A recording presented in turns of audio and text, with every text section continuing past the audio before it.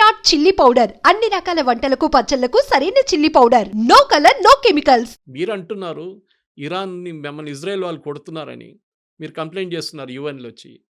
మీరేమంటున్నారు? మీరు అంటున్నారు Israel has no right to exist. ఒక దేశం ఉండకూడదంట. అవును. మీరెవరండి చెప్పడానికి అది? అదే వాళ్ళ మనుగడ కోసం ఇప్పుడు చేస్తున్నారు కదండి. అదే. సో దే సర్వైవల్ అంతే. వాళ్ళు సర్వైవ్ చేయాలంటే వాళ్ళు దాన్ని మనలాగానే ఇటువైపు చైనా, ఇటువైపు పాకిస్తాన్, ఇప్పుడు బంగ్లాదేశ్ తయారైంది. వాళ్ళకు కూడా అంతే. మీరు 6 డే వార్ చూడండి, యామ్ కిపూర్ వార్ చూడండి, సూయజ్ కెనాల్ క్రైసిస్ చూడండి. దీని అన్నిట్లో ఇజ్రాయెల్ మీద దాడి చేశారు. ఎవరు? అందరు కలిసి. జార్డన్, సిరియా, లెబనన్, ఇటువైపు ఈజిప్ట్.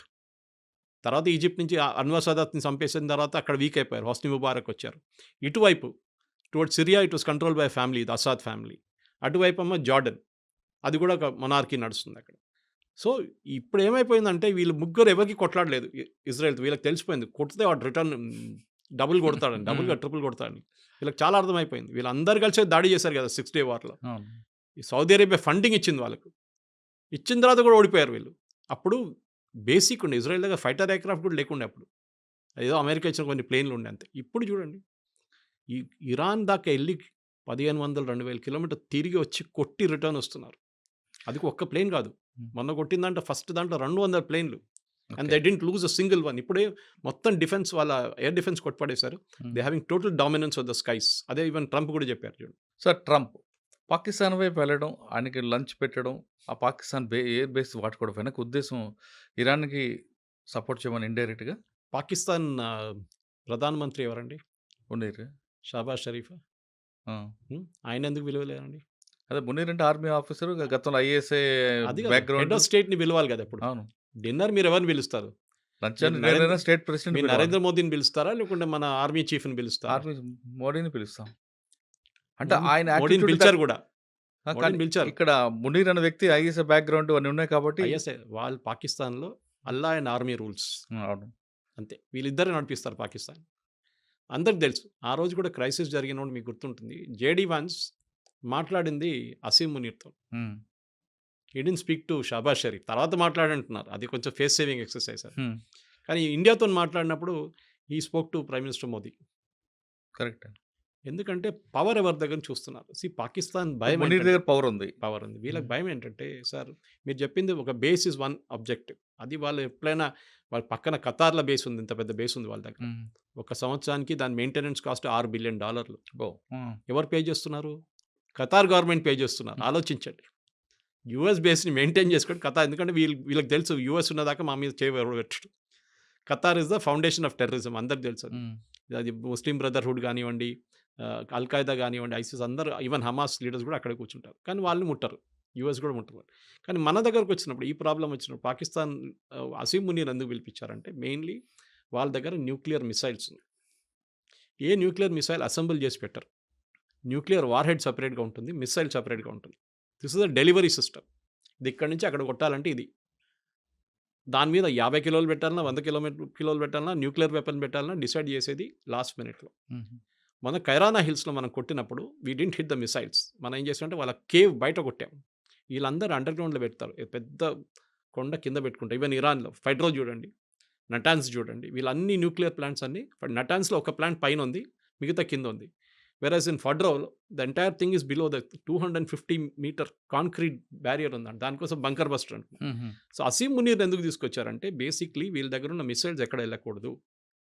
ఇరాన్ పోతే అల్ఖైదా వాళ్ళు లేకుంటే ఎవరైనా తాలిబాన్ వాళ్ళు వచ్చి కొట్టి తీసుకెళ్తే న్యూక్లియర్ మిసైల్ తీసుకెళ్ళి పాకిస్తాన్ దగ్గర ఒక్కటే ఉంది ఇప్పుడు ఇస్లామిక్ నేషన్లో. ఎవరు తీసుకెళ్తారో తెలియదు. రేపు అసీం మునీర్ లేడు, ఇంకా వాళ్ళ గవర్నమెంట్ పడిపోయిందో ఏమనంటే ఆర్మీ చూసుకుంటారు. గవర్నమెంట్ ఏం చేయలేరు అక్కడ. గవర్నమెంట్ మన దగ్గర న్యూక్లియర్ బటన్ మోదీ దగ్గర ఉంది. అక్కడ న్యూక్లియర్ బటన్ ఆర్మీ చీఫ్ దగ్గర, మునీర్ దగ్గర ఉంది. అది చాలా క్లియర్ అన్నమాట. సో దానికోసం పిలిచి ఏమన్నారంటే ఆ మిసైల్స్ అంతా మేము చూసుకుంటాం. దీనికన్నా ముందు కూడా భారతదేశం అటాక్ చేసిన గుర్తుంటుంది మీకు. అందరూ అన్నారు అమెరికా చూసుకుంటున్నారు పాకిస్తాన్, దానికోసం ఆపారు బాంబింగ్ అని. కరెక్ట్. ఆ వెపన్స్ వాళ్ళ చేతిలో పడకూడదు. అల్ఖైదా కానివ్వండి, ఐసిస్ కానివ్వండి, తాలిబాన్ కానివ్వండి, లేకుంటే ఇరాన్ నుంచి వచ్చే నెక్స్ట్ రెజీమ్ కూడా. ఎందుకంటే పాకిస్తాన్ ఈ టెక్నాలజీ మొత్తం దొంగతనం తీసుకొచ్చారు జర్మనీ నుంచి, ఇంకోటి నార్త్ కొరియా దగ్గర నుంచి తీసుకొచ్చారు. సో నవ్వు తాళం వేసి ఆ చావి తీసుకెళ్ళి పెంటగన్లో పెట్టుకుంటారు. దీన్ని పిలిచారు అంతే, ఇంకేం లేదు. ఇంకా మాట్లాడడానికి ఏం లేదు. We'll do deals with Pakistan అంట. పాకిస్తాన్ ఏం అమ్ముతారండి? వాళ్ళ మేజర్ ఎక్స్‌పోర్ట్ టెర్రరిజం. అవును. అదొక్కటే వాళ్ళు అమ్మగలరు. కానీ కొన్ని వేల కోట్ల రూపాయలు ఫండింగ్ చేస్తా ఉంటున్నారు కదండీ! ఎందుకు చేస్తున్నారు? ఆలోచించండి. ఆ గవర్నమెంట్ పడిపోతుంది. పడిపోతే వాళ్ళ న్యూక్లియర్ అసెట్స్ ఎవరి దగ్గర ఉంటుంది? గవర్నమెంట్. ఐసిస్, అల్ ఖైదా వీళ్ళెవరైనా వస్తారు రేపు. తాలిబాన్ అక్కడ తయారైనట్ల ఆఫ్ఘనిస్తాన్ ఇక్కడ ఇంకో థియోక్రసిక్ గవర్నమెంట్ వచ్చేస్తుంది. హ్మ్. అమెరికాకి అదే భయం. దానికోసం ఇప్పుడు కాదు, ముందు నుంచే సోవియట్ యూనియన్ ఉన్నప్పటి నుంచి సపోర్ట్ చేస్తుంది దానికే వాళ్ళు. ఎందుకంటే ఎట్లయినా వీళ్ళ దగ్గర ఉన్న ఈ అసెట్స్ ఎక్కడ ఈ ఇస్లామిక్ టెర్రరిస్ట్ దగ్గర వెళ్ళకూడదు. మిసైల్ అయితే నాకు ప్రాబ్లం లేదు. కానీ న్యూక్లియర్ తీసుకొచ్చి ఒక న్యూయార్క్‌లో పడేస్తే నెక్స్ట్ 5,000, 10,000 సంవత్సరాలు న్యూయార్క్‌లో ఎవరు ఉండలేరు. సో, అమెరికా చాలా భయం ఉంది దాని మీద అనమాట. వీళ్ళు స్టేబుల్ నేషన్ కాదు సార్. మనలా కాదు. మన దగ్గర స్టేబుల్ నేషన్ మనం. ఒక డెమోక్రటిక్ పార్టీ ఉంది. మన ఎలక్షన్ నడుస్తుంది. ఆర్మీ ఉన్నారు, అంతా ప్రొఫెషనల్ సిస్టమ్. వాళ్ళ దగ్గర ప్రొఫెషనల్ కాదు. ఈ ఆర్మీ చీఫ్‌లు గాని, ఎయిర్ ఫోర్స్ చీఫ్ పాకిస్తాన్‌లో ఫస్ట్ రాగానే లండన్‌లో ఒక పెద్ద ఇల్లు తీసుకుంటాడు. వాళ్ళకి అమెరికా ఫండింగ్ ఎవరైనా ఇస్తారు దానికి. వాళ్ళ పిల్లల్ని ఆక్స్‌ఫర్డ్, కేంబ్రిడ్జ్ పంపిస్తారు. లేకుంటే ఎంఐటీ పంపిస్తారు.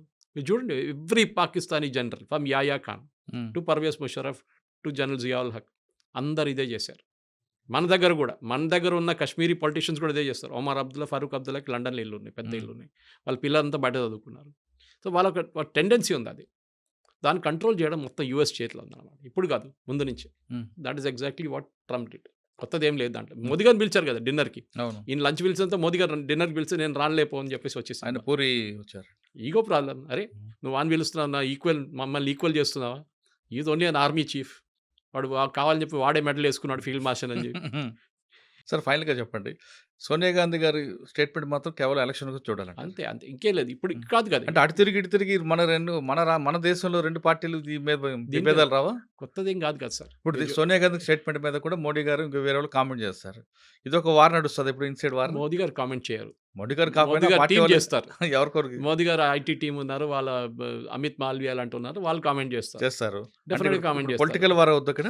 పొలిటికల్ అని కాదు, మీరు ముస్లిం ఓట్ కోసం చేస్తున్నారు. నేను ఎప్పుడు రాసిస్తాను మీకు ఆ ట్వీట్ ఏముంటుందని. మీరు ముస్లిం ఓట్ల కోసం చేస్తున్నారు. మీరు అసలు కానీ ఇరాన్తో ఉన్న రిలేషన్షిప్లో ఇప్పుడు బీజేపీ ఒఫీషియల్గా ఏం మాట్లాడరు. బికాస్ వాళ్ళకి తెలియదు ఈ గవర్నమెంట్ ఉంటుందో పోతుందో అని. పోతే ప్రాబ్లం లేదు, ఉంటే మనకు ఆ పోర్ట్ కావాలి, చబార్ పోర్ట్. పెద్ద ప్రాబ్లం అవుతుంది మనకి. Next third is oil. మన ఇరాన్ దగ్గర నుంచి బ్యాన్ పెట్టే ముందు యూఎస్ బ్యాన్ పెట్టేదాకా మన ఆయిల్ వాళ్ళ దగ్గర కొంటుండే, అది కూడా రూపీ పేమెంట్లో. ఎందుకంటే మొత్తం బ్యాంకింగ్ సిస్టమ్ నుంచి బ్యాన్ చేసి పడేశారు యూఎస్. సో రూపీ పేమెంట్ ఇచ్చి మనం తెచ్చుకున్నాం. దాని తర్వాత బియ్యం తీసుకున్నారు మన దగ్గర నుంచి. బియ్యం తీసుకుని మనకు క్రూడ్ ఆయిల్ ఇచ్చారు. సార్ ఇప్పుడు ఈ వార్ చూస్తుంటే కొంతకాలం ఎప్పటికైనా ఆగే కనిపిస్తుందా, లేదంటే దీనివల్ల ఇంకొంచెం ముందుకెళ్ళే అవకాశం ఉందా? అల్టిమేట్గా ఏమైనా ఫ్యూల్ రేట్ పెరిగే అవకాశం ఉంటుంది? క్రూడ్ ఆయిల్ రేట్ ఎప్పుడు పెరగదండి. ఒకటి, క్రూడ్ ఆయిల్ ఎప్పుడు రేపటి కోసం ఇవాళ కొనాం మనం. ఒక ఇయర్లీ కాంట్రాక్ట్ ఉంటుంది. ఓకే, అది మొత్తం మన 1 ఇయర్కి కాంట్రాక్ట్ సైన్ చేసుకుంటాం. అది ఎవరైనా ఉన్నాయి, సౌదీ అరామ్కోతోనో లేకుంటే వెనిజువేలాతోనో. ఇప్పుడు యూఎస్ వాళ్ళు కూడా సప్లై చేస్తున్నారు మనకి. ఇరాన్ మన దగ్గర ఐ థింక్ మనం లెస్ దాన్ అసలు కొనట్లేదు ఇరాన్ దగ్గర నుంచి, బ్యాన్ ఉన్న దానికి. ప్రాబ్లం ఎక్కడ వస్తుందంటే స్ట్రెయిట్ ఆఫ్ హార్మూజ్ అని ఉంది, మీరు చూసుంటారు. ఆ ఇరాన్ పక్క నుంచి, ఇరాక్ పక్క నుంచి వచ్చి ఒక స్ట్రెయిట్ ఆఫ్ హార్మూజ్ ఉంది, చిన్న వాటర్వే. అక్కడి నుంచి చాలా ఈ పెద్ద పెద్ద కార్గో షిప్స్, ఈ ఆయిల్ షిప్స్, కంటైనర్ షిప్స్ అక్కడి నుంచి ట్రావెల్ అవుతుంది. అది ఎక్కడైనా బ్లాక్ అయితే, అక్కడైనా బాంబ్ జరిగితే then definitely they will be an impact. కానీ మన దగ్గర స్ట్రాటజిక్ ఆయిల్ రిజర్వ్స్ అని మోదీ గారు గవర్నమెంట్ వచ్చేకన్నా ముందు మన్మోహన్ సింగ్ గవర్నమెంట్ నుంచి స్టార్ట్ చేశారు. మోదీ గవర్నమెంట్ also ఇంప్లిమెంట్ చేస్తారు. స్ట్రాటజిక్ ఆయిల్ రిజర్వ్స్ ఏంటంటే మనకు ఒకటి వైజాగ్ వైపు ఒకటి, లొకేషన్ చెప్పట్లేదు గవర్నమెంట్. ఇంకోటి మ్యాంగ్లూర్ వైపు ఒకటి పెద్ద రిజర్వ్ ఉంది అండర్ గ్రౌండ్. మీరు ఆలోచించకుండా పెట్రోల్ బంక్కి వెళ్తే మన ఒక అండర్ గ్రౌండ్ రిజర్వ్ ఉంటుంది. దాంట్లో ఒక 2,000-3,000 లీటర్లు ఉంటుంది. ఇది లక్షల లీటర్లు ఉంటుంది అన్నమాట under ground tanks.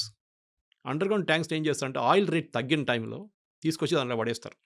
Oil rate ఎంత పెరిగినా కానీ ఒక 3 నెలలు నడిచిపోతుంది మనకి. దానికి ఆ రిజర్వ్ మళ్ళీ రీఫైన్ చేసుకొని మనం యూజ్ చేసుకోవచ్చు. సో మన దగ్గర స్ట్రాటజిక్ రిజర్వ్స్ ఉంది. ఈవెన్ యూఎస్ మెయింటైన్ చేస్తారు.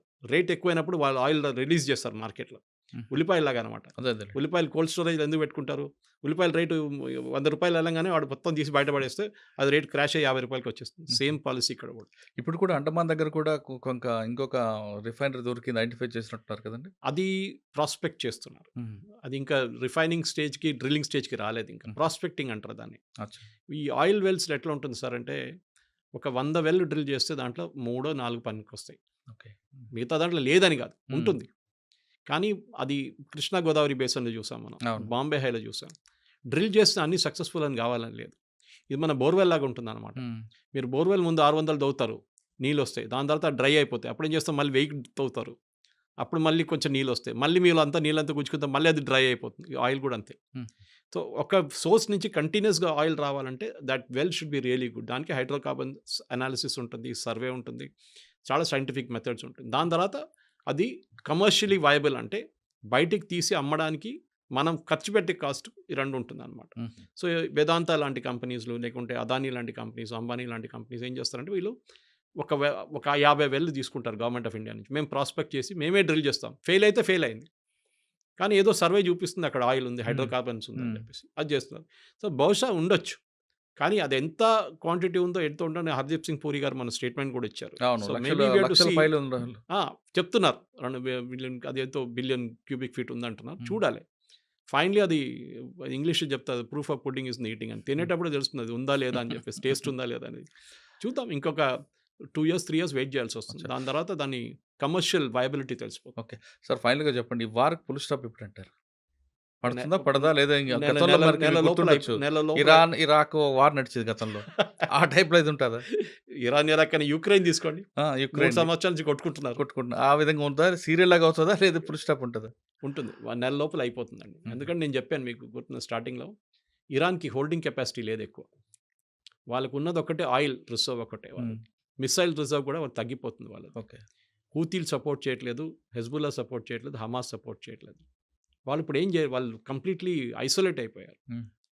యూఎస్ ఏమో ప్రెషర్ పెట్టినారు దానికోసం. ట్రంప్ ఏం చెప్పారు, నేను 2 వారాలు టైం ఇస్తాను అని చెప్పారు. 2 రోజులు కాదు, 2 వారాలు. So think over it. ఈ 2 వారాల్లో వాళ్ళ దగ్గర మొత్తం అన్ని మిసైల్స్ అయిపోతుంది క్వాంటిటీ. లాంచింగ్ సైట్స్ని ఇజ్రాయెల్ కొడుతున్నారు. వాడు బయటికి తీసుకొచ్చి లాంచింగ్ సైట్ పెట్టగానే మన దివాళీ పటాకి బాటిల్ పెడతాం చూడండి, పెట్టంగానే దాంట్లో రాకెట్ పెట్టే ముందు ఆ బాటిల్ కొట్టేస్తున్నారు. అది వీళ్ళు చేస్తున్నారు అనమాట. So definitely by in another 10-15 డేస్లో ఇరాన్ కంప్లీట్గా సరెండర్ అయిపోతారు, లేకుంటే దే విల్ స్టాప్ ఫైరింగ్ అంతే. సరే, ఆ విధంగా తీసుకొస్తారా? లేదు ఒక డిప్లొమాటిక్గా మేమే వెనక్కి తగ్గుతున్నాం అని అంటారు?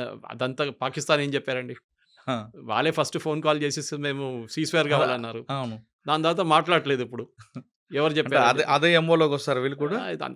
They have to face saving exercise అంటారు ఇంగ్లీష్లో.